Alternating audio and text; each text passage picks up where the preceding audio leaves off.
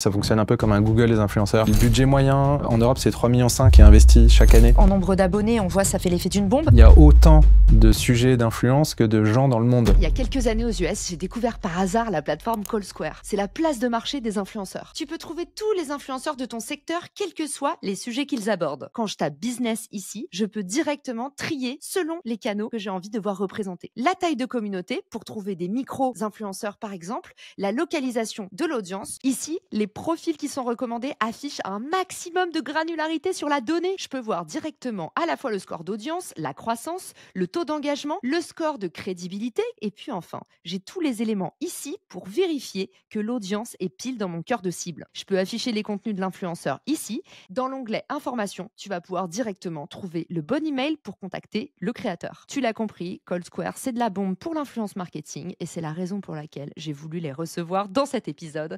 Et que vous soyez créateur, marque, influenceur ou entrepreneur, cet épisode sera d'utilité publique. Bonjour à tous et bienvenue dans ce nouvel épisode de Marketing Square. Aujourd'hui, on vous dévoile tout ce qu'il y a à savoir en 2025 sur l'influence marketing. Avec moi, pour en parler, Quentin Bordage, le CEO de CallSquare. Salut Quentin, bienvenue dans Marketing Square. Merci Caroline. Je suis ravie de te retrouver. On s'est rencontrés par hasard sur un salon dédié à l'influence. L'influence, c'est un petit peu un ovni. Il y a plein de gens qui disent « Oh bah, ça marchera pas ». Aujourd'hui, quand même, l'influence est là pour durer. Aujourd'hui, je pense qu'il y a plus grand monde qui dit ça marchera pas. Ouais. Mais donc il y a encore des gens qui n'ont pas trouvé comment ça marchait pour eux, mais il y a peu de personnes qui doutent, contrairement à il y a 4 ou 5 ans. Le marché est en train de devenir énorme. C'est pour ça qu'aujourd'hui, toi, tu parles d'une technologie d'influence marketing. C'est pour ça aussi que vous venez d'être acquis par le groupe Team Blue, qui va vous permettre de vous digitaliser encore plus et de vous productiser. C'est un secteur qui se digitalise beaucoup, qui se professionnalise, qui se complexifie. Donc il y a de plus en plus de réseaux sociaux, de technologies, il y a de plus en plus d'influenceurs. Et donc il y a une complexité pour les marques et les agences qui les accompagnent à trouver les bons influenceurs, à mesurer la performance de ces campagnes avec des indicateurs, des KPIs qui changent tout le temps. L'influence devient un média, comme tout média. Si on veut commencer à performer, il faut des outils. Et on est le premier outil en Europe qui aide les marques et les agences à faire ça. Et du coup, il y a un système de filtre qui permet de sélectionner, parce que tu as dit, il y a 1 million de critères maintenant,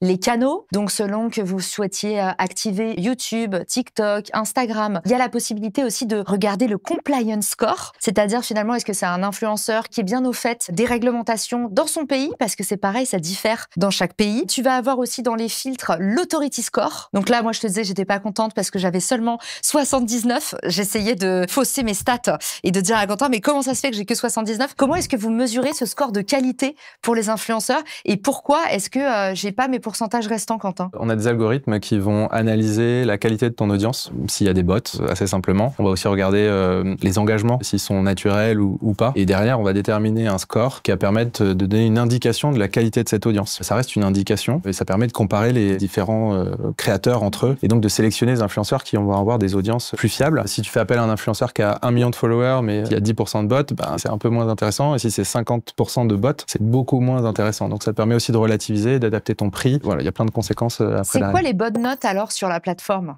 Aujourd'hui, on considère qu'au-dessus de 70%, ça commence à être pas mal. Donc, sur la plateforme, on peut vérifier le profil de l'influenceur, vérifier un peu ses scores d'activité, ses scores d'autorité, sa compliance et à quel point son audience est faite de robots ou pas. Aussi, chose importante, on va pouvoir trier selon les sujets du moment sur lesquels il prend la parole. Il y a des niches émergentes si on est sur des secteurs de pointe. Et du coup, on peut sélectionner selon leur score d'audience. Donc ça, c'est un petit peu la majorité des critères, j'imagine, que les marques utilisent. Derrière, on peut monitorer aussi la campagne de A à Z sur l'outil. Et la principale, c'est l'outil de recherche que tu viens de décrire. Je simplifie, mais ça fonctionne un peu comme un Google des influenceurs. Nous, on va référencer tous les influenceurs qui ont plus de 5000 followers sur les principaux réseaux sociaux occidentaux. Et on va commencer à collecter toutes les données publiques disponibles que ces créateurs postent sur les réseaux. Textes, les photos, les vidéos, etc. Et on va utiliser toutes ces données, plus des données qu'on va enrichir sur chacun des profils. Donc, tu parlais de l'audience, credibility score. On va enrichir toutes ces données-là pour permettre aux marques d'aller faire leurs recherches et avoir un vrai matching avec l'influenceur. Donc, c'est pas comme si tu postais une annonce auprès des influenceurs pour qu'ils y répondent en fonction de leur intérêt. C'est toi qui vas trouver un influenceur qui parle de marketing et qui est référent sur le sujet, qui engage beaucoup, qui parle d'une certaine marque de soda ou de ses concurrents, qui va parler d'un quartier en particulier, etc. Donc, tu vas pouvoir vraiment faire des recherches très, très fines, aller sur des territoires de conversation très particuliers. Et une fois que tu as trouvé ces influenceurs, tu vas pouvoir rentrer en contact contact avec eux sur la plateforme. Donc ça fonctionne comme un CRM, mais pour les influenceurs, on parle d'IRM, Influencer Relationship Management Tool. Je connaissais pas. Voilà. Tu peux automatiser aussi, avoir des scripts, des templates pour pouvoir personnaliser des messages en masse pour un certain volume d'influenceurs. Comme tu les contactes une fois que tu les as identifiés sur certains sujets, tu as beaucoup plus de chances qu'ils te répondent, tu as beaucoup plus de chances aussi qu'ils acceptent de collaborer avec toi parce que tu vas commencer à raconter une histoire et derrière ta campagne elle sera plus performante parce que vous avez un vrai sens commun à développer. Ça c'est la deuxième partie, l'IRM, et la troisième partie c'est la partie monitoring de campagne. Une fois que tu as lancé la collaboration, tu vas avoir des influenceurs qui vont créer plein de contenus sur plein de plateformes. Donc nous on va centraliser tout ça sur un dashboard qui va permettre de mesurer influenceur par influenceur ce qui a été fait, quel est le ROI. Il y a différentes manières de mesurer le ROI en fonction de ta campagne et d'avoir des indicateurs clés, de mettre tout ça sur un PowerPoint, de partager ça via un lien à ton client si tu es une agence, à ton boss, etc., etc. On l'a compris, votre approche très datavore de l'influence marketing, je pense que c'est ce qui vous a fait vraiment rayonner dans le jeu du marketing d'influence, où souvent les choses sont faites un peu à l'huile de coude. Vous êtes très très fort pour sortir des études. C'est la raison de ta venue aujourd'hui. Entre autres, on parlait ensemble de l'étude que vous venez de sortir, qui fait un peu légion sur le marché européen. C'est l'étude des tendances de l'influence marketing. Est-ce que tu peux nous expliquer comment est-ce que vous agrégez toute cette data? Qu'est-ce qu'on étudie? Et après, on regardera quels auront été les enseignements de 2024. Aujourd'hui, CoSquare, on a des équipes dans 6 pays, France, Allemagne, Espagne, Italie, Royaume-Uni et le Danemark. Et on voyait des comportements un petit peu différents sur ces différents marchés en termes de maturité, d'utilisation d'influenceurs, les types d'influenceurs, les KPIs qu'ils peuvent utiliser, etc. Et donc, on s'est dit que ça pouvait être intéressant de créer la première étude qui permette d'avoir une vision globale de ce marché européen, mais aussi de comparer ce qui se passe en fonction de ces pays avec des données tangibles. Et on a interrogé à peu près 400 marques, donc des annonceurs, avec un certain niveau de maturité, donc qui faisaient de l'influence depuis au moins 2 ans. Et on a interrogé seulement des décideurs. Une approche vraiment très très qualitative. Et on a fait ça dans 5 pays, France, Allemagne, Espagne, Italie et Royaume-Uni. Et on a fait ça effectivement l'année dernière. Et on leur a posé des questions sur 19 sujets qui vont des budgets, des critères de choix d'influenceurs à leurs principales contraintes aujourd'hui quand ils font de l'influence marketing. Vous l'avez compris, si vous voulez tout comprendre à l'influence marketing en 2025, c'est l'épisode à regarder parce qu'on va débriefer ensemble des résultats de cette étude, donc l'étude la plus exhaustive sur le marché européen en termes d'influence marketing. Ça a été quoi alors, Quentin, les révélations de 2024 et comment est-ce qu'on peut mieux s'outiller, mieux se préparer pour 2025? L'étude, elle est très très riche, tu l'as lu, elle est très complète. Il y a un sujet sur les budgets, quels sont les budgets qui sont dépensés aujourd'hui c'est en là où moyenne. le bas blesse en général. Ouais, et en fait on se rend compte que les budgets en moyenne ils sont quand même assez élevés. Alors il y a quelques marques qui tirent vers le haut parce qu'il y a des marques qui investissent énormément, mais le budget moyen en Europe c'est 3,5 millions qui est investi chaque année en influence, donc c'est énorme. En Allemagne c'est même plus, c'est plus autour de 5,5 millions. La France on est en moyenne. On est deuxième sur le podium des dépenses en marketing d'influence. C'est ça. Donc c'est assez élevé. Allemagne, France, Royaume-Uni. Bon, en tout cas, sur les grands learnings de cette étude, il y a la première qu'on a vue, c'était la répartition des budgets, quels étaient les pays les plus dépensiers. La deuxième chose, c'est les plateformes. En plus, en ce moment, mais j'ai envie de dire, comme les 2 dernières années, tout le monde est encore en train de se dire qu'est-ce que TikTok va devenir. Est-ce que tu as un pronostic sur TikTok, toi qui es en plein au cœur du marché? Qu'est-ce que tu sens sur TikTok? Je pense que sur les États-Unis, c'est très compliqué pour eux et il y a de grandes chances qu'ils disparaissent ou qu'ils soient rachetés. Donc voilà. Sur l'Europe, c'est pas encore d'actualité, même s'il y a les mêmes enjeux de sécurité et on va dire géopolitique, stratégique. Si on regarde les plateformes qui sont les plus utilisées aujourd'hui en Europe, c'est Instagram. Il y a vraiment une hégémonie d'Instagram. C'est 89% des marques qui déclarent utiliser Instagram. En France, on est un tout petit peu en dessous, on est à 85%. Le deuxième réseau qui sort beaucoup, c'est TikTok. Et TikTok, c'est quasiment 70%. C'est assez élevé. Ça n'était pas il y a 2 ou 3 ans. Donc c'est vraiment un réseau qui a énormément investi et il y a de plus en plus de créateurs et beaucoup de marques qui sont allées sur ce réseau. Tout le monde n'y est pas encore. Donc il y a encore du potentiel. Tu parlais des réseaux sociaux préférés. Il y a Instagram vraiment, et après il y a TikTok, mais aussi dans le même batch, on va dire, il y en a 2 autres, c'est YouTube et Facebook, qui est toujours très présent. Toi, c'est laquelle ta plateforme vraiment préférée, Quentin? Si demain, tu devenais un influenceur? Moi, c'est LinkedIn, parce que je passe l'essentiel de ma journée là-dessus. Donc, mais c'est LinkedIn et Instagram. Et en termes de format, en parlant de LinkedIn, évidemment, je suis obligée de vous en parler. La vidéo courte, c'est le format sur LinkedIn. Je pense que pour l'instant, il n'y a pas beaucoup de gens, de professionnels en tout cas, qui ont osé franchir le pas de la vidéo. Donc, il y a un énorme déséquilibre de marché entre beaucoup de gens qui veulent regarder des vidéos sur LinkedIn et très peu de gens qui produisent. Le reste des formats intéressants, on est d'accord, sur Instagram, c'est aussi le Reels, sur YouTube aussi. YouTube Short. Les carousels.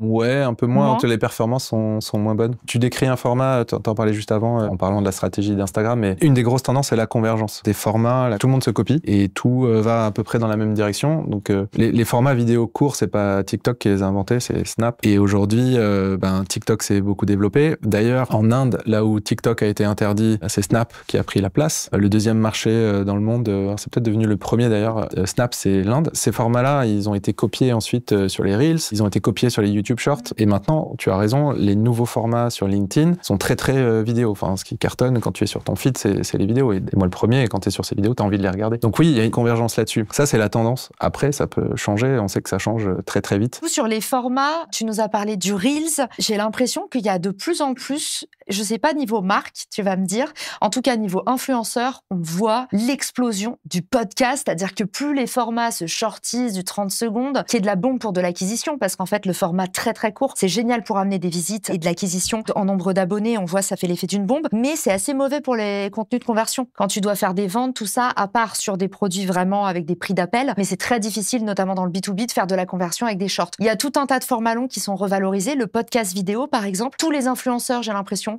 ont lancé leur podcast vidéo. Est-ce qu'il y a, niveau marque, pareil, une revalorisation de ce type de format ou pas spécialement en 2024? C'est clairement une tendance. Je pense qu'il ne faut pas voir ce format seul, c'est-à-dire que, un peu comme toi tu le fais sur tes formats. Ensuite, on va faire du snack content, c'est-à-dire qu'on va aussi le réutiliser sur toutes les plateformes de manière découpée, avec des punchlines, avec des sous-titres, etc. Ça permet de travailler sur la durée, ces contenus qui prennent du temps à produire. C'est aussi pour ça qu'on en voyait peu jusqu'à présent. Le marché se professionnalise, donc on investit sur du matériel, on investit aussi sur des ressources, sur des gens pour t'aider à faire les montages, etc. Donc c'est en train de venir au fur et à mesure. Une autre réaction que j'ai par rapport à ta question, c'est que on parlait tout à l'heure de l'interdiction possible de TikTok. Aujourd'hui, tu as un risque pour les créateurs et pour les marques aussi à dépendre seulement d'un réseau social. Si tu as construit ton audience sur TikTok ou sur Insta et si ça disparaît, ou si ce qui arrive le plus fréquemment possible, malheureusement, c'est que l'algorithme change du jour au lendemain, tu peux avoir tout ton business qui s'effondre du jour au lendemain, y compris pour une marque. Il y a toute une stratégie de diversification sur différentes plateformes, mais aussi sur différents formats. L'avantage du podcast, mais aussi des newsletters, ça se développe aussi pas mal, c'est que tu vas créer une forme de captivité sur ton audience que tu vas pouvoir après utiliser de différentes manières, sur des formats longs pour faire des présentations de produits plus détaillées, sur des collabs, mais aussi explorer d'autres choses sur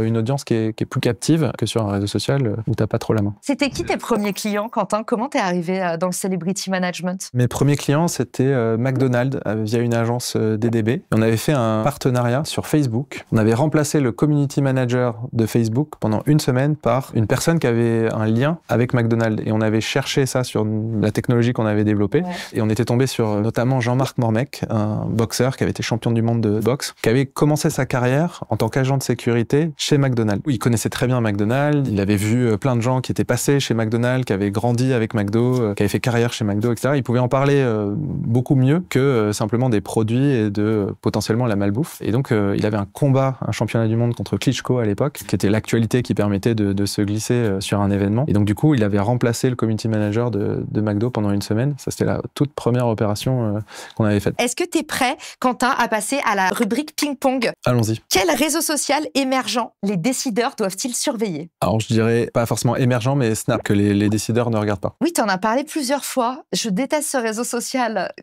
Pourquoi on devrait En fait, aujourd'hui, tu as tous les enjeux autour de l'interdiction potentielle de TikTok. Ah, tu penses qu'ils vont récupérer? Et en fait, c'est très fortement possible. Et Snap a beaucoup aussi investi sur la partie influence marketing. On a été la première plateforme en Europe à intégrer Snap via leur API. Donc, on propose aussi tous les créateurs Snap. C'est un vrai sujet, je pense que ça va vraiment monter. Nano ou macro-influenceur? Macro. Moi, je dis toujours aux marques de commencer par des macros parce que tu vas aller travailler à la fois sur la notoriété, mais aussi sur la conversion. C'est un super sweet spot pour commencer à faire des campagnes efficaces. Quelle erreur coûte trop cher au CMO? Y aller trop doucement, soit en termes de budget, parce qu'il y a souvent la question de combien il faut que je mette au minimum pour commencer. Si tu mets 5 000 pour faire une collab et ça marche pas, c'est normal en fait, parce que peut-être que c'était pas le bon créateur, le bon format, le bon moment pour poster, etc. Faut pas y aller trop lentement, il faut dédier un budget minimum. Et souvent, je parle de 20 000 euros d'ailleurs. Est-ce que tu as un exemple d'un gros fail en influence marketing qui montre ce qu'il faut absolument pas faire? Il y a un truc qui me vient en tête, mais qui date d'il y a quelques années. Une campagne qui avait eu lieu dans un lieu emblématique de Paris, à la piscine Molitor, qui avait été fait par une marque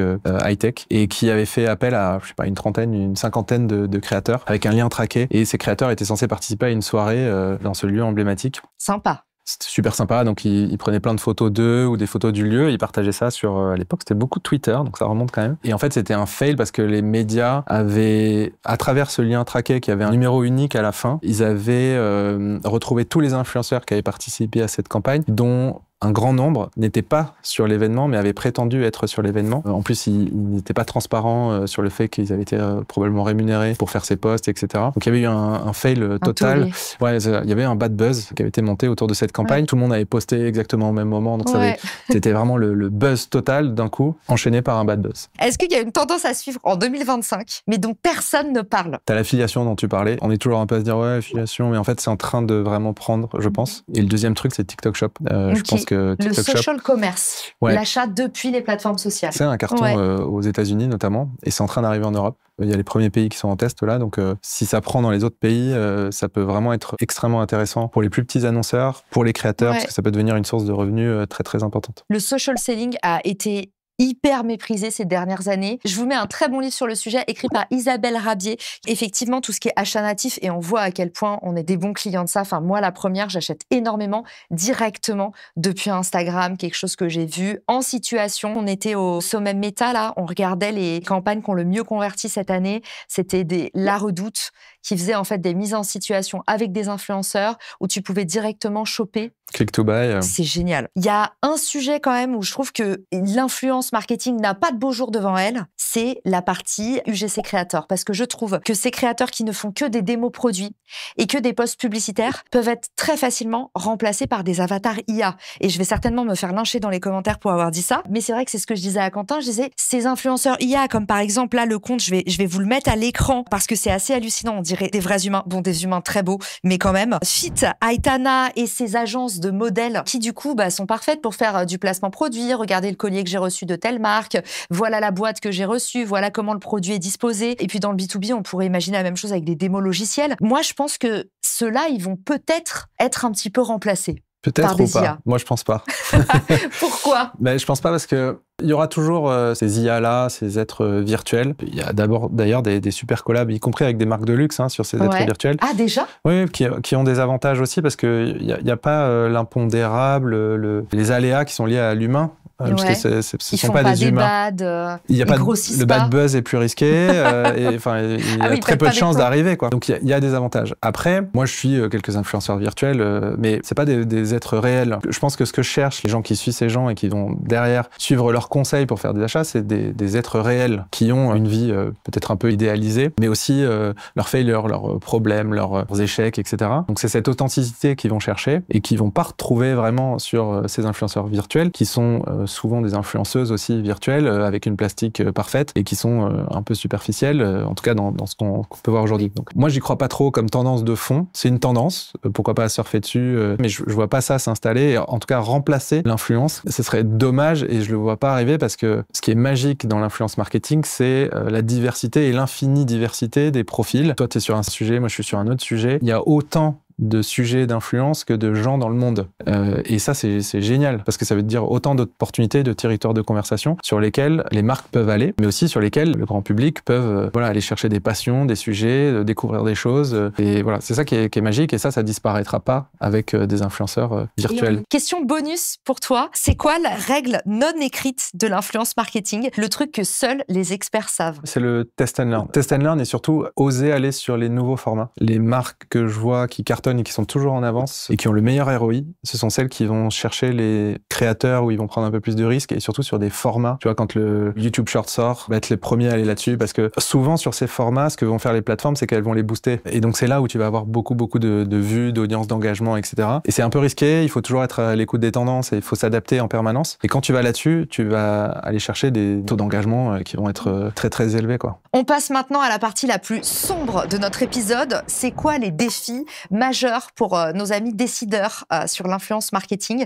les pièges à éviter et ce qui menace un petit peu l'équilibre du marché? Les marques, elles ont toujours besoin de trouver des influenceurs. Donc, elles travaillent sur la durée avec des influenceurs, mais elles ont toujours besoin de renouveler leur crew. Le challenge pour les marques aujourd'hui, c'est de continuer à aller trouver des influenceurs qui sont peu exploités par d'autres créateurs, d'utiliser des nouvelles technologies comme les nôtres pour le faire. Aussi, aller trouver des influenceurs qui vont matcher avec l'ADN de leur marque et qui vont être aussi responsables. Donc, c'est pour ça que nous, par exemple, sur CoSquare, on a développé des algorithmes qui vont permettre de savoir s'ils sont compliant donc s'ils respectent la loi, en gros, notamment la transparence des collaborations. On va analyser l'historique de leur contenu et on va fournir ça comme information aux marques. Il y a l'impact carbone, il y a tous ces trucs-là qui permettent de choisir des influenceurs qui vont aussi éviter d'avoir des bad buzz après derrière. Ça, c'est un vrai sujet. Le deuxième, c'est la mesure de la perf. On cherche toujours à avoir une approche très héroïste. C'est toujours cette question des modèles d'attribution sur la partie influence marketing, mais moi, je pense qu'on va aller aussi vers un peu plus d'affiliation cette année. C'est vraiment une des grosses tendances. Il y a toujours ce sujet de mesurer l'influence, d'autant que les budgets augmentent de plus en plus. Donc, il y a aussi une demande au niveau des directions de se dire, OK, maintenant, c'est 1 million d'euros, c'est 2 millions, c'est 5 millions. Comment je compare ça par rapport aux autres leviers? Ça, c'est un vrai challenge. Pour tous ceux qui veulent agrémenter leur presse, briller devant leur patron ou tout simplement impressionner les foules avec de beaux graphiques, vous pouvez aller directement télécharger l'étude Colsquare sur le marché européen de l'influence, mais vous pouvez aussi rentrer en contact avec Quentin qui poste particulièrement sur LinkedIn, c'est ça? Tout à fait. Super. Merci à tous d'avoir écouté cet épisode qui vous a donné, j'espère, les clés de l'influence marketing pour 2025. On a hâte de vous lire en commentaire et à très vite pour un nouvel épisode. Ciao! Si cet épisode te plaît, tu peux le partager en me taguant ou lui laisser 5 étoiles sur Apple Podcasts. Marketing Square.